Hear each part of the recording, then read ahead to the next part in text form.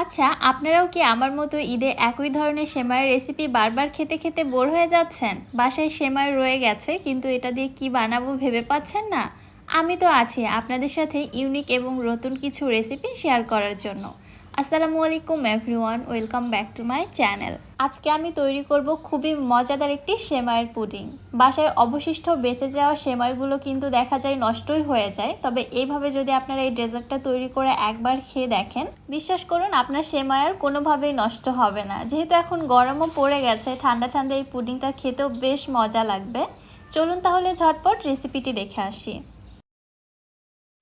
বিসমিল্লাহ। ক্যারামেল তৈরি করার জন্য ফার্স্টে চুলায় একটি প্যানে নিয়ে নিচ্ছি হাফ কাপ চিনি। চিনিটা একটু ছড়িয়ে দিয়েছি, এবার অপেক্ষা করছি চিনিটা মেল্ট হয়ে ক্যারামেলের মধ্যে কালার আসা পর্যন্ত। যখন দেখবেন এক সাইড থেকে ঠিক চিনিটা মেল্ট হয়ে এরকম ক্যারামেলে কালার আসতে শুরু করেছে, ওই পর্যায়ে আমি অনবরত ক্যারামেলটাকে নেড়ে নিব এবং চুলার হিটটাকে একদম লোতে রেখে দিতে হবে। যখন পছন্দ মতো কালার চলে আসবে, ওই পর্যায়ে আমি ক্যারামেলটাকে সরাসরি মোল্ডে ট্রান্সফার করে নিচ্ছি, মানে যে মোল্ডে আমি পুডিংটা সেট করব আর কি। মোল্ডে ট্রান্সফার করার পর সঙ্গে সঙ্গে মোল্ডটিকে এইভাবে ঘুরিয়ে মোল্ডের তলায় ক্যারামেলটাকে খুব ভালোভাবে স্প্রেড করে দিতে হবে, যেন চারপাশে সমানভাবে ক্যারামেলটা স্প্রেড হতে পারে।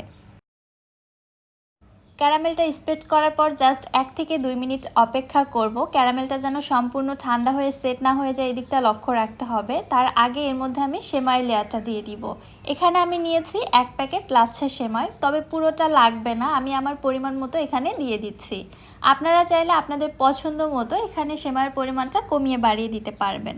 আমি ঠিক এই পরিমাণে সেমাই লেয়ারটা দিয়েছি। এবার এই মোলটিকে এক সাইডে রেখে দিচ্ছি ক্যারামেলটা সুন্দরভাবে সেট হওয়ার জন্য।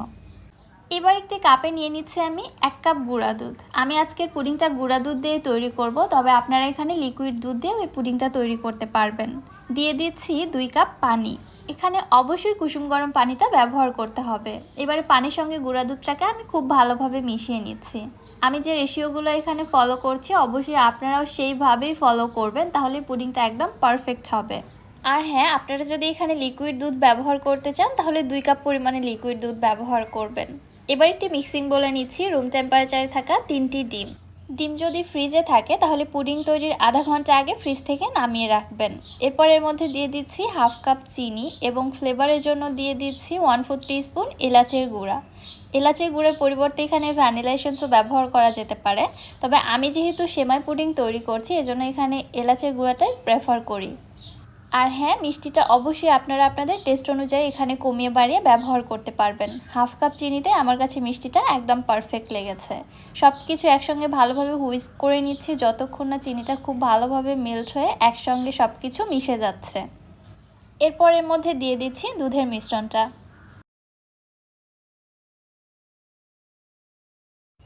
আবারও হুইস্ক দিয়ে সব কিছু একসঙ্গে খুব ভালোভাবে মিশিয়ে নিচ্ছি। মেশানোর কাজটি একটু সময় নিয়ে ভালোভাবে করবেন, কারণ সব কিছু একসঙ্গে ভালোভাবে মিক্স না হলে কিন্তু পুডিংটা ভালো হবে না। এবার এই ডিম দুধের মিশ্রণটা আমি ছেঁকে নিচ্ছি। অবশ্যই ছেঁকে নিতে হবে, এছাড়া ডিমের মধ্যে কিন্তু অনেক লাম্পস থেকে থাকে, এগুলো থাকলে পুডিংটা সফট হবে না। এই তো দেখতে পাচ্ছেন কতগুলো লাম্পস বের হয়েছে। এছাড়াও গুঁড়া দুধেরও কিছু দলা অংশ রয়ে গিয়েছিল, সেগুলো কিন্তু আলাদা হয়ে গেছে। এবার এই দুধের মিশ্রণটা আমি সরাসরি মোল্ডে ট্রান্সফার করে নিচ্ছি। আমি একটু সাবধানে ঢেলে নিচ্ছি যেন সেমাইটা নড়ে সরে না যায়। এইভাবে ঢেলে নিলে খুব সুবিধা হয়।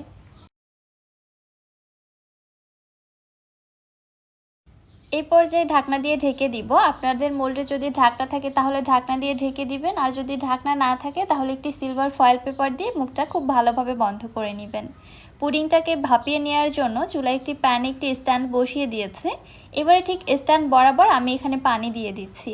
অতিরিক্ত পানি এখানে ব্যবহার করা যাবে না, কারণ পুডিংটা স্টিম হওয়ার সময় পানির বলকটা পুডিংয়ের মধ্যে ঢুকে যেতে পারে। উপর থেকে আরও একটি ঢাকনা দিয়ে ঢেকে দিচ্ছি এবং ঢাকনার মধ্যে যে ছিদ্রটা রয়েছে আমি ওইটাও বন্ধ করে দিচ্ছি। এবারে চুলার হিট মিডিয়াম হিটে রেখে পুডিংটিকে ভাপিয়ে নিব প্রায় 35 থেকে 40 মিনিট। পুডিংয়ের সাইজের উপর ডিপেন্ড করে সময়টা কিন্তু কম বেশি লাগতে পারে। আমি প্রায় 40 মিনিট পরে ফিরে এসেছি, পুডিংটা চেক করে নিচ্ছি। মাশাআল্লাহ, খুবই সুন্দরভাবে পুডিংটা স্টিম হয়ে গেছে, ভেতরে কোনো কাঁচা অংশ নেই। পুডিংটিকে চুলা থেকে নামিয়ে 2 ঘন্টা নর্মাল ফ্রিজে রেখে খুব ভালোভাবে সেট করে নিয়েছি। অবশ্যই পুডিং ঠান্ডা করে ডিমোল্ড করবেন। গরম থাকা অবস্থায় পুডিং ডিমোল্ড করতে গেলে কিন্তু ভেঙে যায়।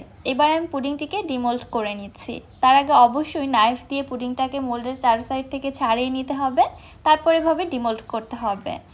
মাশাআল্লাহ, দেখতেই পাচ্ছেন পুডিংটা কতটা পারফেক্ট হয়েছে। যেমন সুন্দর কালার এসেছে তেমনই কিন্তু এর টেক্সচারটা মাশাআল্লাহ। পুডিংটি আমি আপনাদের মাঝে কেটে শেয়ার করছি। দেখুন এটা কতটা বেশি পারফেক্ট হয়েছে। এত সুন্দরভাবে পুডিংটা স্টিম হয়েছে যে পুডিং গলে বা ভেঙে যাওয়ার কোনোই চান্স নেই। ডিম দুধের নর্মাল পুডিং তো আপনারা অনেক খেয়েছেন, তবে সেমাইয়ের এই পুডিংটা মাশাআল্লাহ মাশাআল্লাহ খুবই বেশি মজাদার। আমি আপনাদের বলে বোঝাতে পারবো না।